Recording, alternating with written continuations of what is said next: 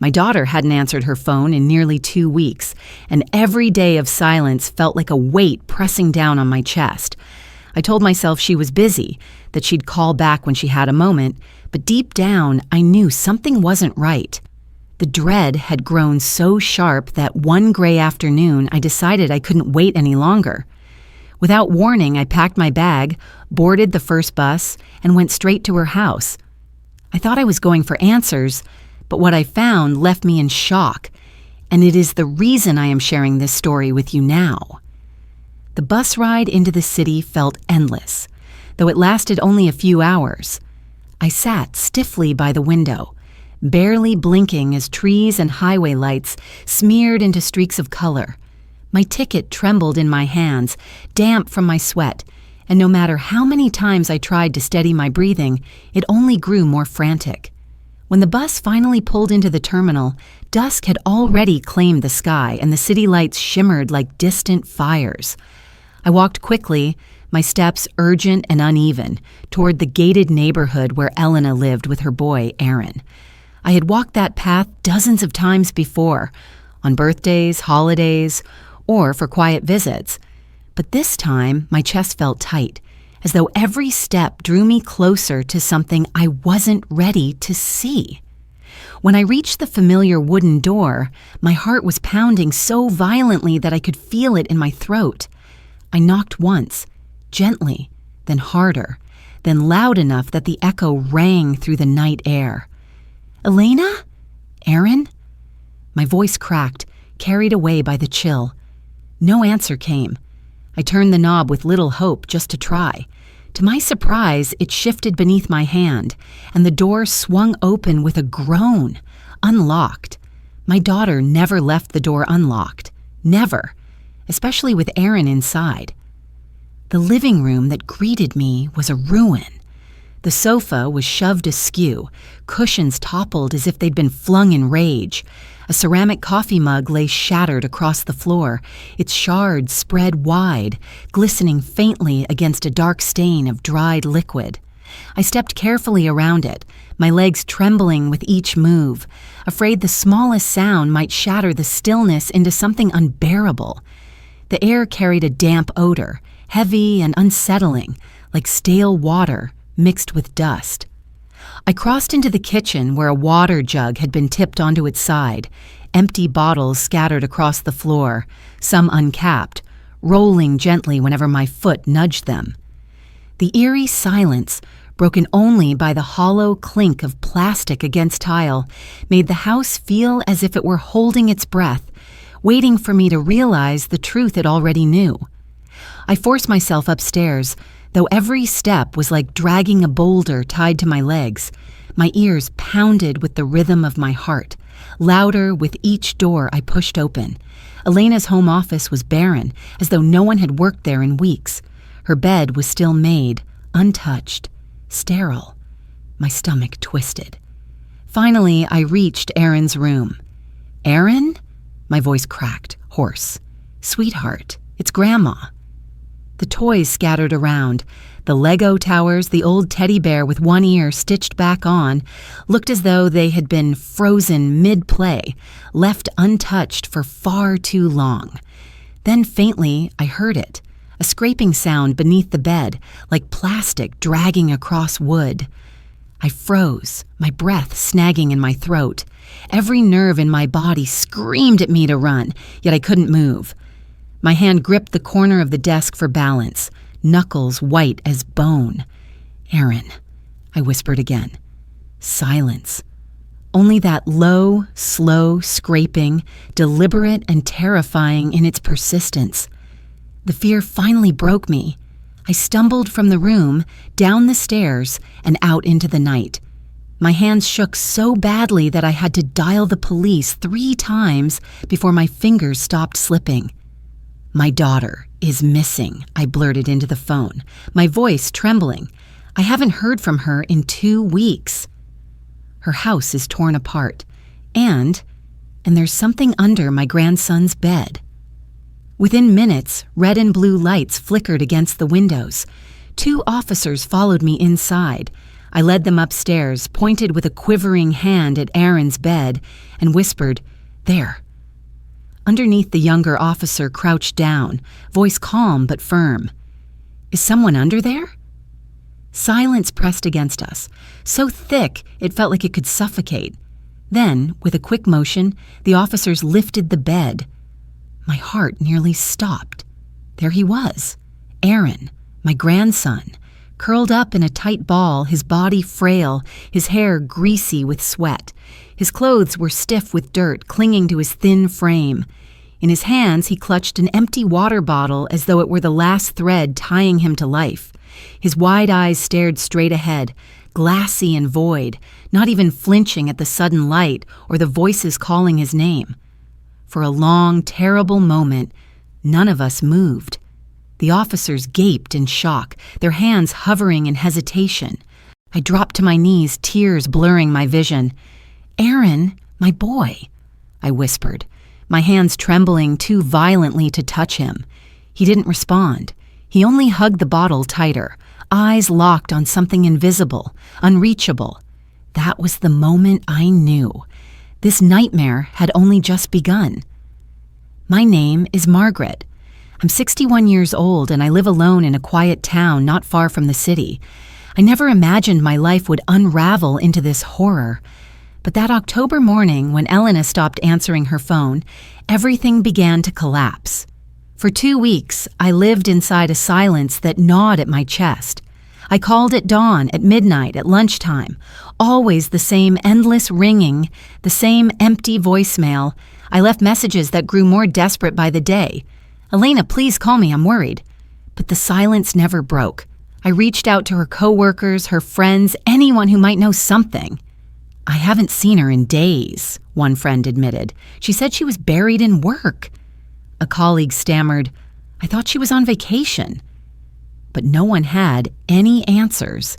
Every conversation ended the same way, with me holding the phone in stunned silence, staring at nothing, feeling like the ground beneath me was vanishing. On the 10th day, I couldn't take it anymore. I called her neighbors. One elderly woman, voice trembling, told me, "The night of the storm, I saw a light switch on and off in Elena's house. Just for a moment. I thought maybe it was the boy." Her words sliced through me like glass. A storm, a flickering light, and silence ever since.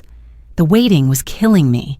2 weeks of torment, of pacing in the middle of the night, replaying worst-case scenarios in my head, unable to breathe. That was when I decided to go to her house. And that was how I found Aaron under the bed, barely alive, hollowed out by fear and starvation. The officers carried him out, his small body limp in their arms. I ran behind them like a shadow stripped of its soul. At the hospital, I sat at his bedside, gripping the chair so tightly that my knuckles cracked. His body looked swallowed by the sterile white sheets, dwarfed by the machines that beeped around him. His tiny hands still clung to that battered bottle, even as doctors tried to replace it with an IV. His eyes, wide and glassy, stared into a place no one else could see. I whispered to him, "Grandma's here, sweetheart. It's okay. You're safe now," but he didn't blink. He didn't sigh. He was a statue made of bone and fear. The doctors moved around quickly, voices sharp and clinical. Severe malnutrition, severe dehydration, psychological trauma. Each word struck me like a hammer. Trauma. What could break a child's spirit so completely? What had happened in that house? The police came with their notebooks, their questions.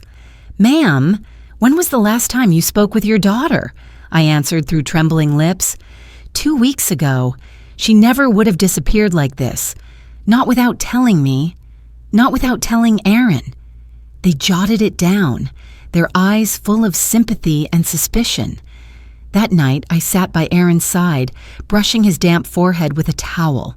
He trembled in his sleep, clutching his teddy bear, his lips moving silently as though whispering words he no longer had the strength to speak.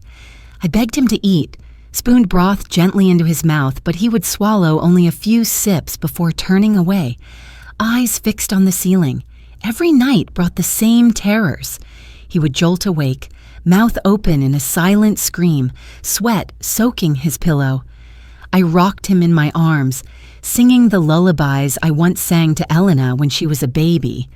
But Aaron remained trapped in that silent world, trembling against me, unreachable. The psychologist who came tried to coax him gently. "Aaron, do you want to tell me something about your dad? Or about what you saw?"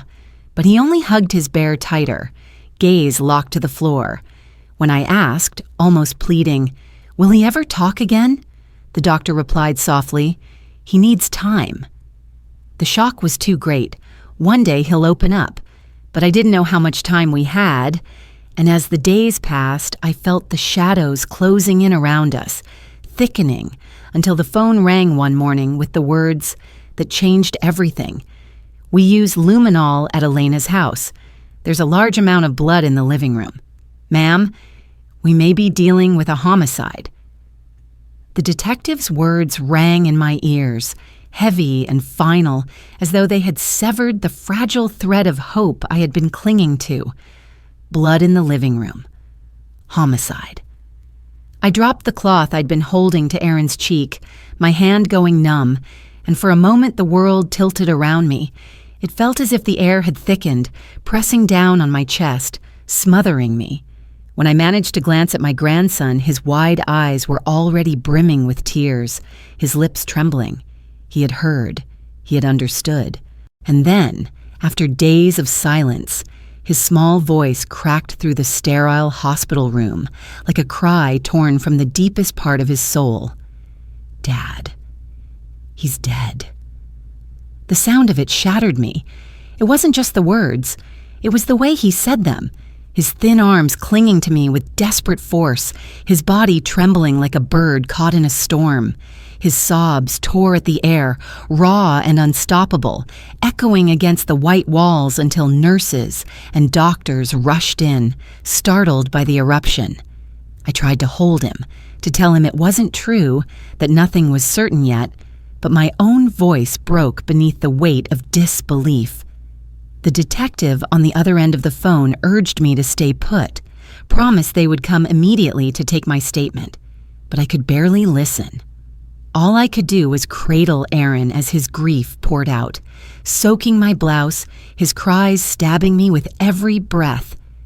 That night, after the sedative finally eased him into fitful sleep, I sat in the hard hospital chair, staring at the boy's small frame curled under the blanket, the teddy bear pressed to his chest. I couldn't close my eyes.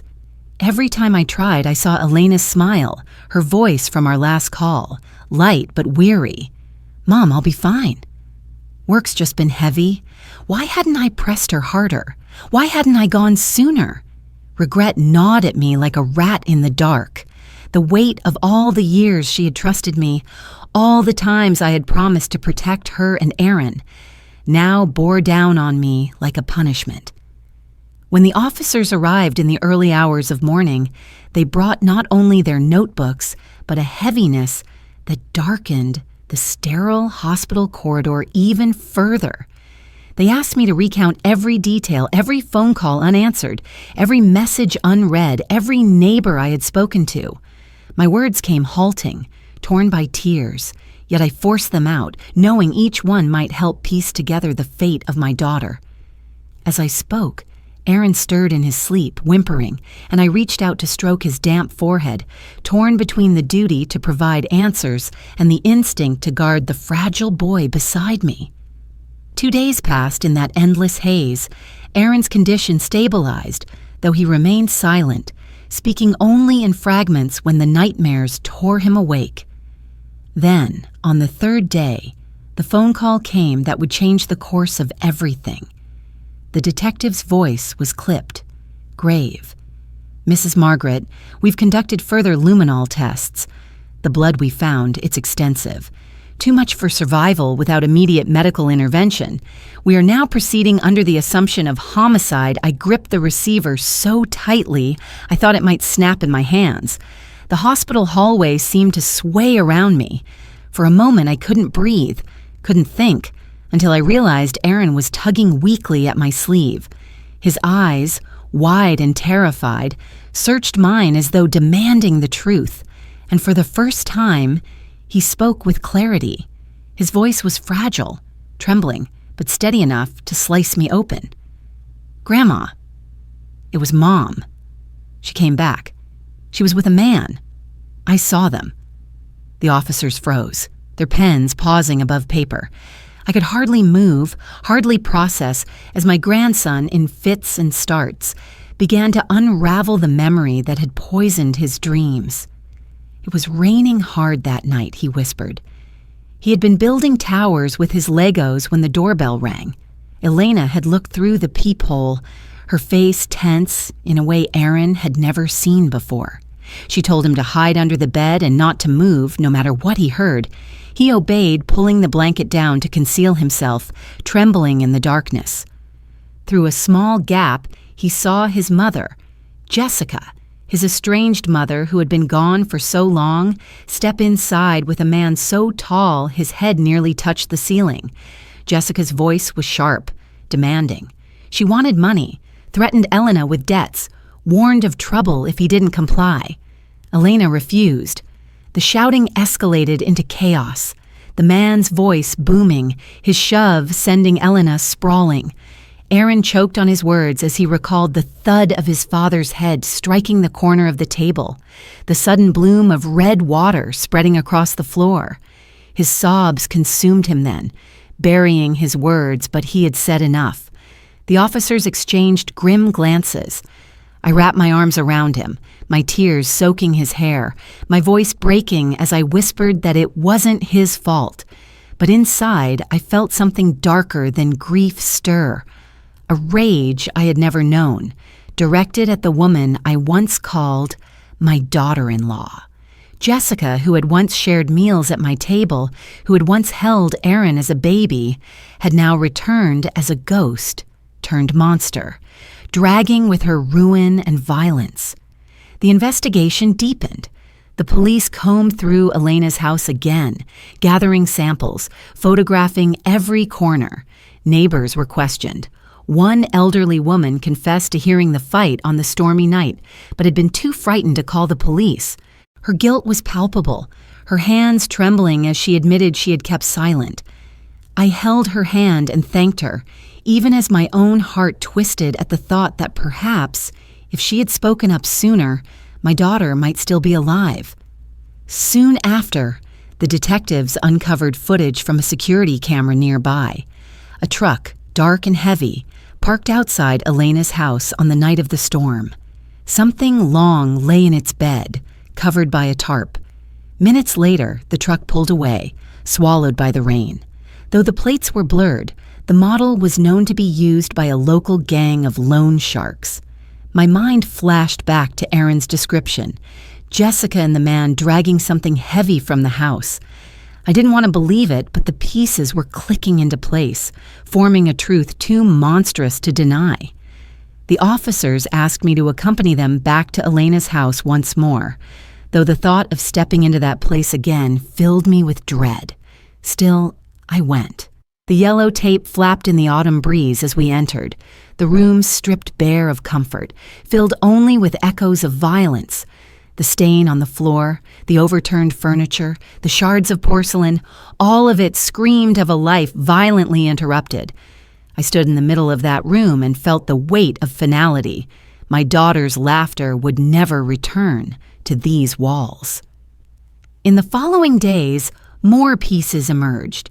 The landlady of an apartment complex on the outskirts revealed that Jessica had vacated her unit 2 weeks earlier, right around the time of Elena's disappearance. She had left in a hurry, hauling a heavy suitcase, disappearing into the night with a man who drove her away. The detectives pressed further, and soon a scarred, rough-looking man appeared in the same alley, searching for Jessica. He introduced himself as Raoul, a loan shark to whom Jessica owed a great deal of money. She had promised to pay him back within 2 weeks, he claimed, swearing she would have the funds soon. Now she was gone. The timing was too precise to ignore. Jessica had debts. Elena had a life insurance policy, and Jessica was still listed as the sole beneficiary, a detail Elena had never changed after the divorce. That realization struck me like a blade. My daughter's sense of responsibility, her desire to provide for her family even in death, had been twisted into a weapon against her. Jessica had a motive, a desperate plan, and she had acted on it.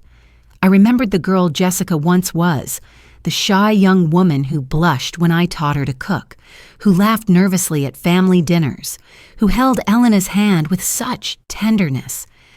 I remembered the first time she placed Aaron in my arms, the joy on her face as she watched her baby smile. Where had that girl gone? What had poisoned her heart so deeply that she would trade her son's future for a chance at money? Was it desperation, addiction? Or had greed simply hollowed her out until nothing remained but cruelty? That night in the hospital, I sat by Aaron's bed, watching his fragile chest rise and fall as he clutched his bear. I thought of the promise I made silently to Elena, that I would protect her son, that I would fight for justice no matter how painful the road ahead. I touched his hair, whispering words he couldn't hear. "I'll keep you safe, my love. I won't let her take anything more from us." The phone rang again before dawn. The detective's voice carried the weight of something new. They had discovered an abandoned warehouse on the outskirts of the city, a place known to be used by the very lone Shark Gang tied to Jessica.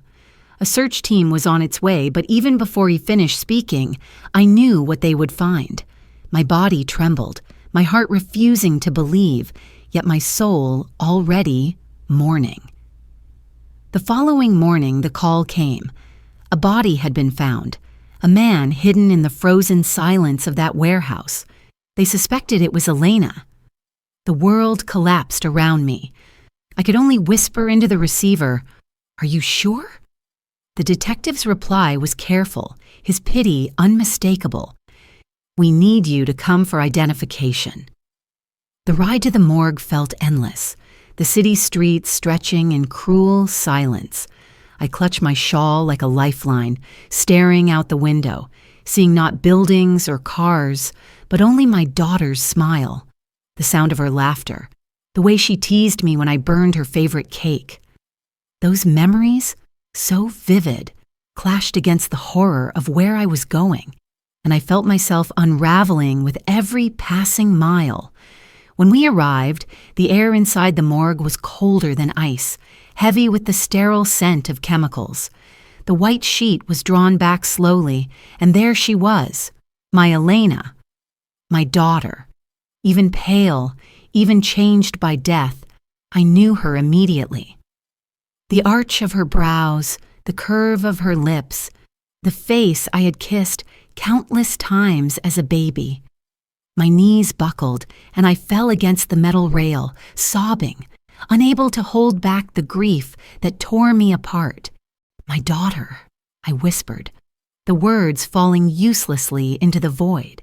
The medical examiner's voice was steady as he explained, severe traumatic brain injury from a blow against a hard surface, time of death aligning with the stormy night. His words confirmed Aaron's account, sealed the truth I had dreaded. Elena was gone. My daughter had been murdered. Her life stolen by the very woman who once called me Mom. I left the morgue that day with my world in ruins, clutching the memory of her smile, the weight of her absence, and the fragile boy who still needed me to carry him through the storm. The morgue became the turning point in everything. Once Elena's body was identified, once the confirmation of her death was written down in clinical detached lines by the examiner, there was no longer any way to retreat into denial or cling to hope. My daughter had been murdered, and the woman who once carried her name as a wife was responsible. It was as though my heart had been hollowed out and left echoing, but even in my grief, a cold determination began to grow. I no longer had the luxury of despairing in silence.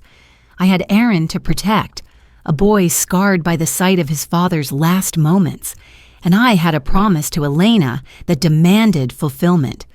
Justice, however slow and painful, had to be brought down upon the people who had stolen her life. The police did not pause after the confirmation at the morgue. Their investigation pushed forward with renewed vigor, and I found myself swept along by the tide of it, answering more questions, signing more forms, being escorted to scenes I had never imagined I would step foot in. At first, the burden of reliving details again and again was unbearable. I wanted only to curl up beside Aaron, to cradle him through his nightmares. But soon I understood that every answer I gave, every memory I could contribute, was another weapon against Jessica. It was no longer enough to cry and whisper my pain into the night. I had to be part of the fight, even if it consumed what little strength I had left. Days later, the detectives called me back to the precinct. Their voices were tense, but alive with a kind of cautious triumph. A truck had been found, abandoned at the edge of an industrial district, rusting under the shadows of warehouses. Inside the bed, tucked beneath a tarp that still stank of mildew and old oil, the forensic team uncovered a blanket soaked in blood and a woman's jacket. When the results came back, they were as damning as the detectives had suspected. The blood belonged to Elena, and the jacket carried Jessica's DNA. The pieces were falling into place with brutal clarity. No longer was this a story of suspicion and scattered evidence.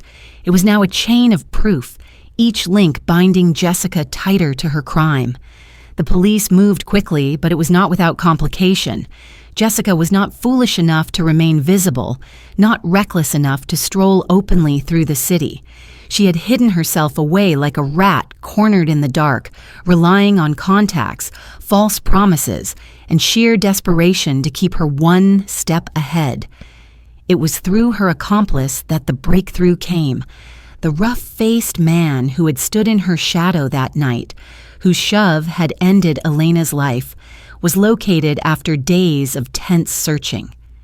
The detectives invited me to the precinct to observe as they prepared to interrogate him, not because they needed my presence, but because they knew I deserved to see the truth unfold.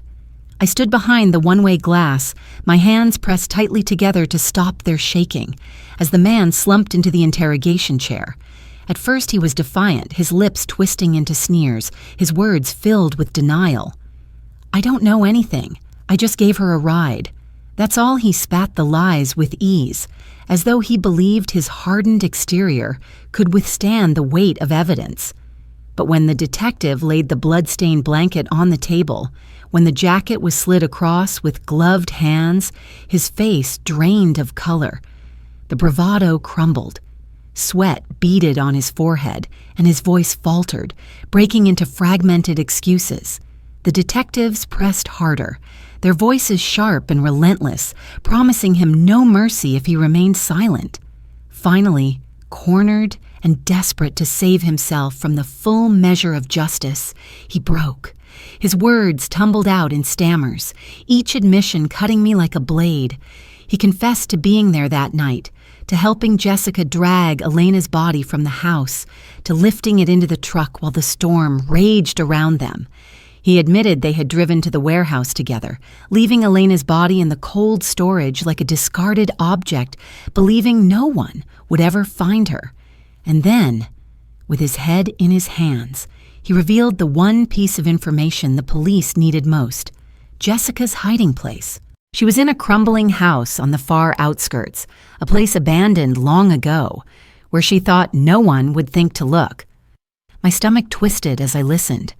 That woman, once seated at my dinner table, once laughing as she helped decorate a Christmas tree, was now reduced to a fugitive clinging to the shadows of ruin. It was almost incomprehensible, the transformation from the warm young girl Elena had loved to the woman who had orchestrated her death. Yet incomprehensible or not, it was real, and the law was closing in on her. The arrest itself was swift. I wasn't there to see it, perhaps for the best, but I was told how the officers broke down the door of the abandoned house, weapons raised, voices booming commands. Jessica was found in a corner, gaunt and wild-eyed, her hair tangled, her clothes filthy from days of hiding. She had with her a pile of forged documents, clumsy attempts at escape, evidence of her plan to vanish and begin anew with the money she hoped to steal from Elena's death. They cuffed her, dragged her into daylight, and the photographs of her capture spread quickly through the precinct. When I was finally shown the image, I felt a strange mix of fury and pity. Fury at the ruin she had wrought, pity at the hollow shell she had become. I told the detectives I did not want to see her in person. The thought of standing face to face with her, of meeting those eyes that had once looked at my family with love and now only reflected betrayal, was too much for me to bear.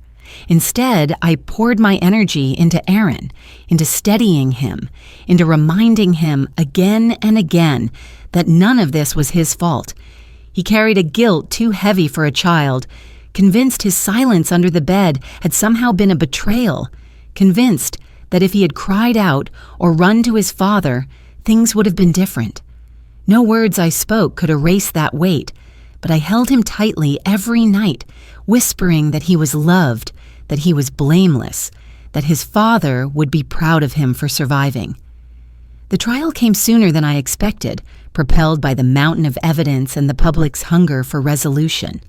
The courthouse was crowded on the first day, the air thick with the murmurs of strangers drawn by the spectacle of tragedy. I sat in the front row, Aaron's small hand tucked inside mine, his teddy bear clutched in his other arm. He had begged me not to bring him, his eyes wide with fear, but I had explained gently that this was not only about justice for Elena, but also about freeing him from the shadows that haunted him. He nodded reluctantly, his face pale, and sat beside me with his head bowed. When Jessica was led into the courtroom, shackled and disheveled, the room fell into a tense silence. She no longer carried the beauty or charm she once wielded. What remained was a hollow mask, gaunt cheeks, eyes darting nervously around the chamber. For a brief, fleeting second, I searched her face for some sign of remorse, some trace of the girl who once smiled shyly as she joined our family. But there was nothing, only emptiness. The prosecutor laid out the case with precision, his voice sharp as he presented each piece of evidence. He played the recording of Aaron's trembling statement, his small voice describing the night of the storm. He held up the photographs of the blanket and the jacket, each item a silent witness to Jessica's crime. He displayed the footage of the truck, the blurred image of the tarp-covered shape in the rain. And finally, he opened the life insurance policy, pointing to Jessica's name written boldly as the beneficiary. Motive, means, opportunity. It was all there, undeniable. Jessica tried to remain composed at first, her head lowered, her lips pressed together in defiance. But as the evidence mounted, as the weight of her choices pressed down upon her, she began to tremble. Finally, unable to endure the pressure, she leapt to her feet, shouting, "I didn't mean to kill him. I just needed my money." Her words rang through the chamber, filled with desperation, but not a single person stirred in sympathy. The prosecutor's reply was swift and merciless. If it was only about money, why did you hide the body?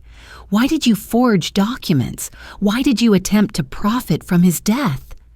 Jessica faltered, her voice breaking into incoherent denials. Her accomplice, seated nearby, exploded in turn, pointing at her with fury. "She planned it all!" She told me what to do. I only did what she ordered. The two of them devolved into accusations, their words colliding in a storm of blame. But the courtroom was unmoved.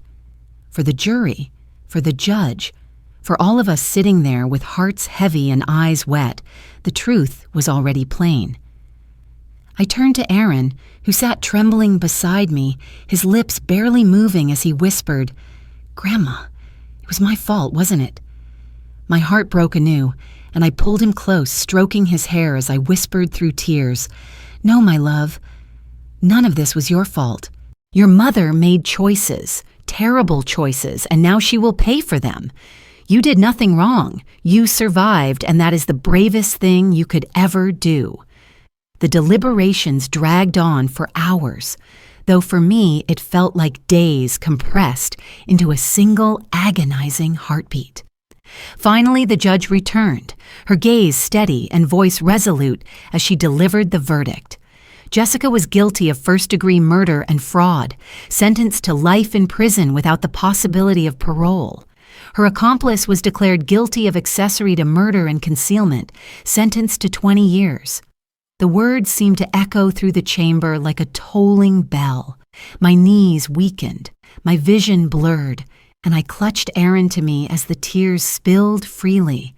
It was over. Justice had spoken. Elena's name had been defended, her killers condemned.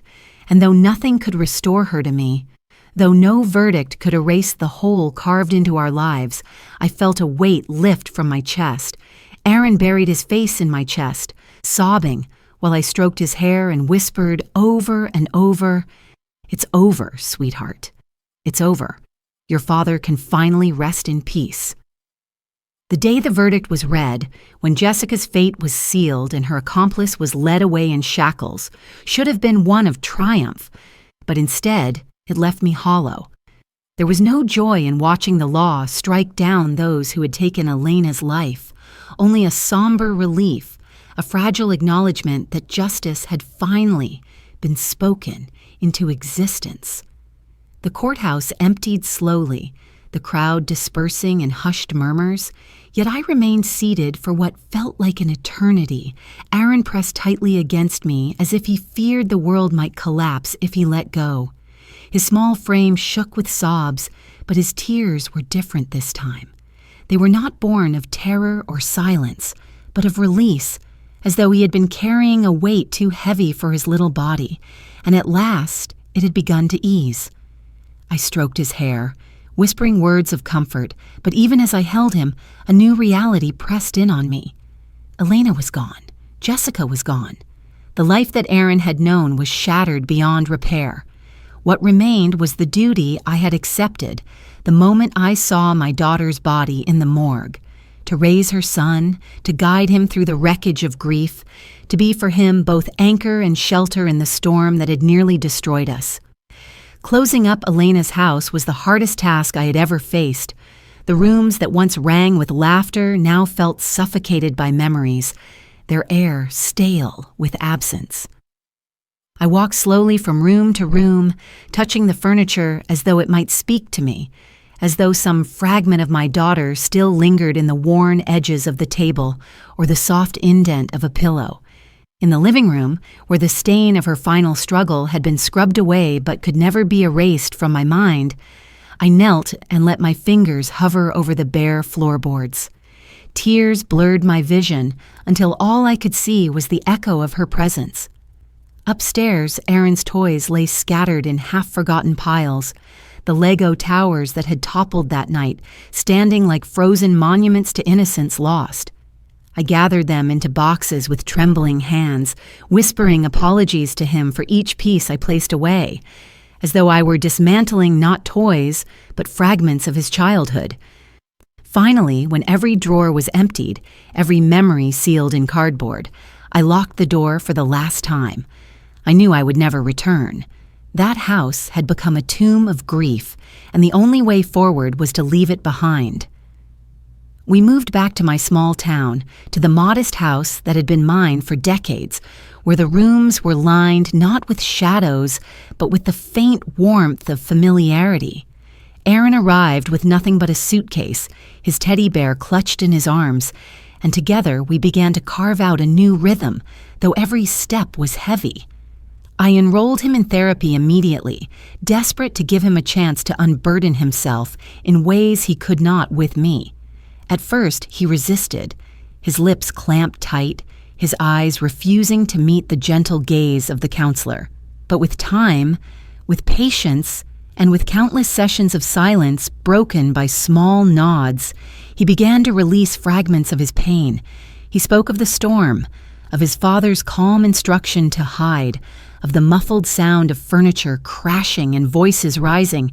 He described the silence afterward, the unbearable stillness, and his own terror as he lay under the bed, clutching his bottle, waiting for a call that never came.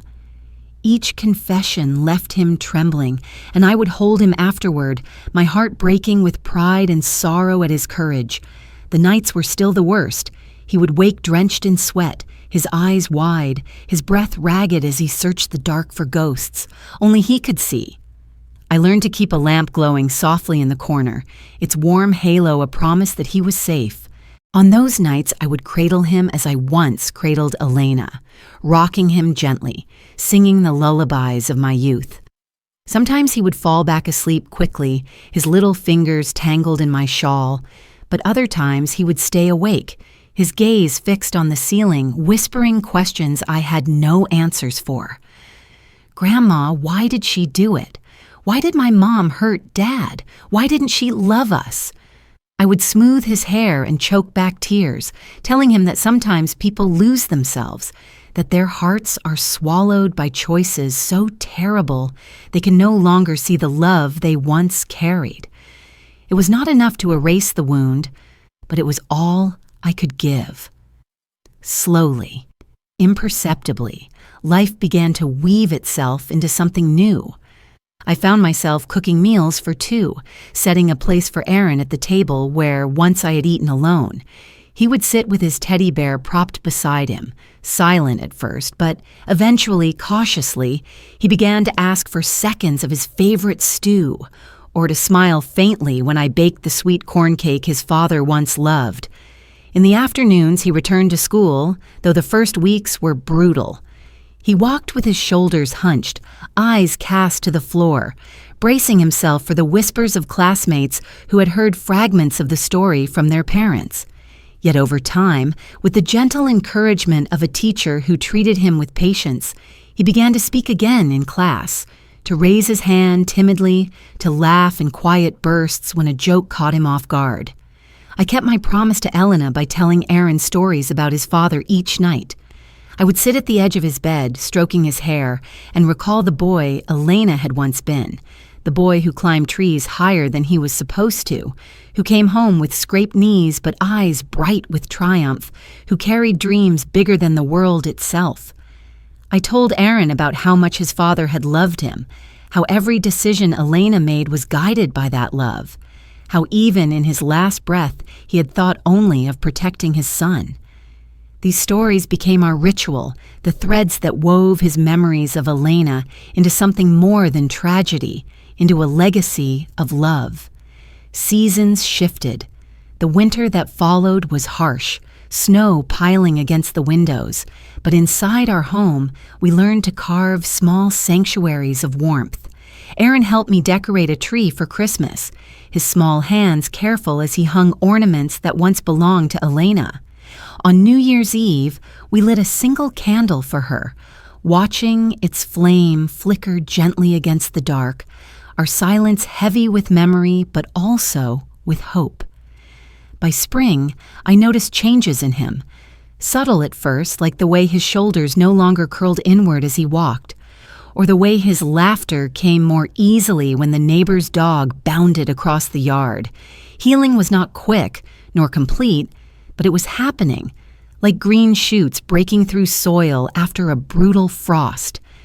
I, too, found myself shifting. The grief of losing my daughter would never leave me. It clung to me like a shadow, whispering in the quiet hours of night. But it no longer paralyzed me. Instead, it drove me forward, fueled by the knowledge that I had someone to protect, someone who depended on me for everything. The house that once felt too quiet now hummed with the sound of Aaron's footsteps, with his hesitant laughter, with the soft murmur of his questions at bedtime. He was no longer just my grandson, he was my second chance to keep Elena's love alive. There were moments when the enormity of what we had survived would crash over me like a wave. Walking past the schoolyard, hearing children shout and play, I would think of Elena's laughter and be struck by how cruelly it had been stolen. Watching Aaron sit quietly with his counselor, his small hands twisting nervously in his lap, I would ache with the unfairness of what he had endured at such a young age. But then he would look up at me, his eyes brighter than they had been in months, and I would realize that we were surviving, that we were writing a new chapter together, even as the old one still bled. It has been many months since the trial, and though the wounds remain, they no longer consume every moment. Aaron has grown stronger, taller, his voice surer when he speaks. He still clings to his teddy bear at night, still wakes sometimes with tears on his cheeks, but he also runs through the yard now, his laughter ringing like a fragile bell that grows steadier each day. I sit by the window in the evenings, watching him play, and I whisper to the sky, telling Elena that her boy is safe, that her mother is keeping her promise. In those moments, I feel a strange peace, as though she is listening, as though somewhere she is smiling. I have learned more than I ever wished to about the depths of betrayal and the weight of grief, but I have also discovered the strength that rises when love is tested. Jessica's ambition, her desperation for money, turned her into a stranger I no longer recognize. A woman whose choices will haunt her in the silence of her cell for the rest of her life. But Aaron and I, we continue forward. We choose life, memory, and love over the shadows she left behind. If there is one truth that has been carved into me by this tragedy, it is that family is fragile and priceless. A single moment of blindness, a single betrayal can unravel it forever. But love, the stubborn, enduring love of a parent, of a grandparent, of a child, that love can survive even the darkest nights. It becomes the lantern that guides us through the ruins, the legacy that cannot be erased. Now, as I sit with Aaron asleep in my arms, the moonlight spilling gently through the window, I whisper to him, as I once whispered to his father, "You are loved, you are safe, you are my everything." And though the ache of loss will never leave me, I know that I still have him, and that together we will build a future where Elena's love lives on in every laugh, every story, every breath we share. The pain remains, but so does hope. And in that fragile balance, I have found the strength to carry on.